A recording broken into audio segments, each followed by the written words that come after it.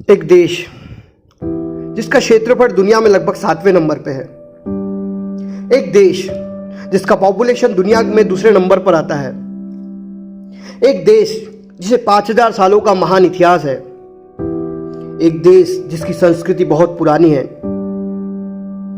एक देश जो पूरे तरीके से बहुरंगी होने के बाद भी एक दिखता है,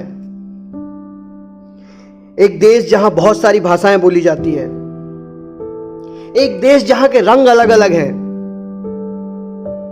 एक देश जहां के लोग अपने राजा महाराजाओं पे घमंड करते हैं, एक देश जो इतिहास के विरासत को अच्छे से रखते हैं, आज अपने घुटनों पर आ चुका है। नमस्कार दोस्तों, मैं हूं अंकित और आप देख रहे हैं मेरा YouTube channel don't give up. दोस्तों, भारत जब आजाद हुआ था 1947 में और 1951 के सेंसस के हिसाब से भारत का पॉपुलेशन था 40 करोड़ और 2011 तक देखते ही देखते वो हो चुका था 121 करोड़। दोस्तों, 2021 चालू है और लगभग हमारे देश का पॉपुलेशन 140 करोड़ तक पहुंच गया होगा और उस 140 करोड़ लोगों में से लगभग 2 करोड़ लोग इस महा भयंकर बीमारी के शिकार हुए हैं, यानी हमारे टोटल पॉपुलेशन का 2.25%। और उसमें से भी हॉस्पिटल जाने वालों की संख्या 10%, तो भी हमारा हेल्थ सिस्टम चरमरा गया है। आज लोग इसलिए मर रहे हैं क्योंकि उन्हें ऑक्सीजन नहीं मिल रहा है, लोग इसलिए मर रहे हैं क्योंकि हॉस्पिटल में आग लग जा रही है, किसी की मां, किसी का भाई, किसी का बाप इसलिए मर रहा है क्योंकि उसे इंजेक्शन नहीं मिल रहा है। कौन है इसका जिम्मेदार? शमशान में उठती हुई लपटें, हर तरफ हाहाकार है, प्राण वायु के लिए तड़प रहा मानव ही यहां शैतान है। इंसान के गिद्ध होने का ही तो यह प्रमाण है। हाँ, ये प्रहार है, इंसान की इंसानियत की ये हार है। हर तरफ स्वार्थ लोभ में डूबा मानव रूपी शैतान है। भगवान भी देख हैरान है, ये कैसा इंसान है, कर रहा मानव ही मानव का सहार है। दोस्तों, आज इंसानियत खत्म हो रही है। आज हम ही अपने मानव की हेल्प करने तैयार नहीं है। ऐसी पिक्चर और ऐसी फोटोज रोज देखने को मिल रही है कि कोई किसी की मदद करने तैयार नहीं है। दोस्तों, किसी भी जगह, किसी भी मुल्क और किसी भी देश में क्रांति तब होती है जब वहां के लोगों पर अन्याय होता है, जब परिस्थिति हाथ से निकल जाती है, जब उनकी आवश्यकताएं की चीजें उन्हें नहीं मिलती, तभी तो इंसान जाग कर उठता है। हम तो इस स्थिति में जीते हैं कि अगर कोई व्यक्ति अपने हक के लिए लड़ रहा है तो भी हम उसके साथ जाके खड़े नहीं होते।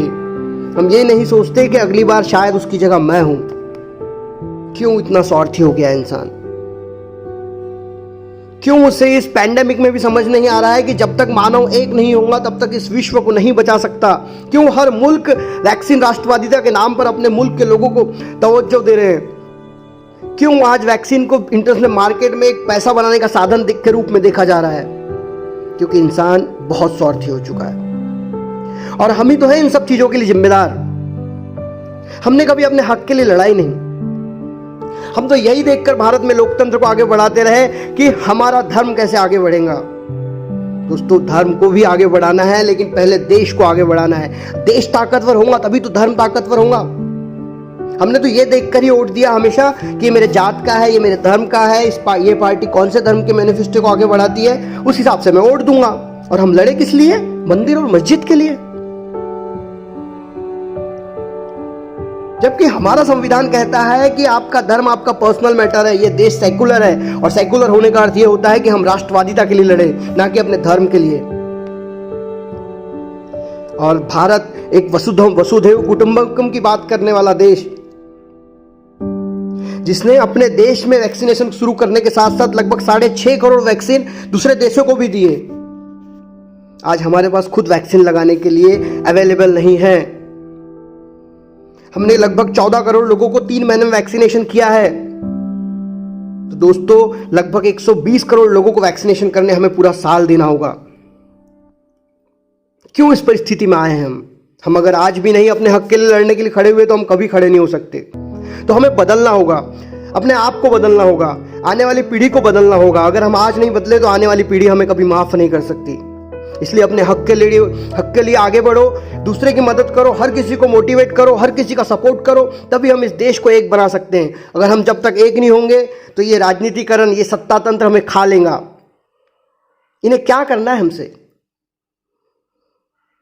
दोस्तों, एक ताकतवर मुल्क तभी बनता है उस देश के जब लोग ताकतवर होते हैं, और लोग ताकतवर तब होते हैं जब वो जागरूक होते हैं। तो आज नहीं जागे तो हम कभी नहीं जाग सकते और अपने देश को कभी ताकतवर नहीं बना सकते। आज ये कोरोना आया, कल कोई और बीमारी आएंगी।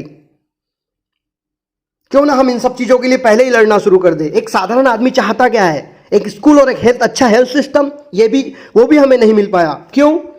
उसके लिए हम खुद जिम्मेदार हैं। अगर हम आज भी नहीं बदले तो कल भी हमारे को इसी तरह कीड़े मकोड़ों की तरह मारा जाएगा और हम कुछ नहीं कर पाएंगे, और हम ऐसे ही मरते रहेंगे लाचारों की तरह। दोस्तों, जागो और सबको जगाओ। हम आज नहीं जागे तो हम कभी नहीं जाग सकते। अगर ये वीडियो अच्छी लगी तो प्लीज़ लाइक कीजिए और साथ ही साथ शेयर कीजिए, और लोगों को कहिए आज नहीं जागे तो कभी नहीं जाग सकते। जय हिंद।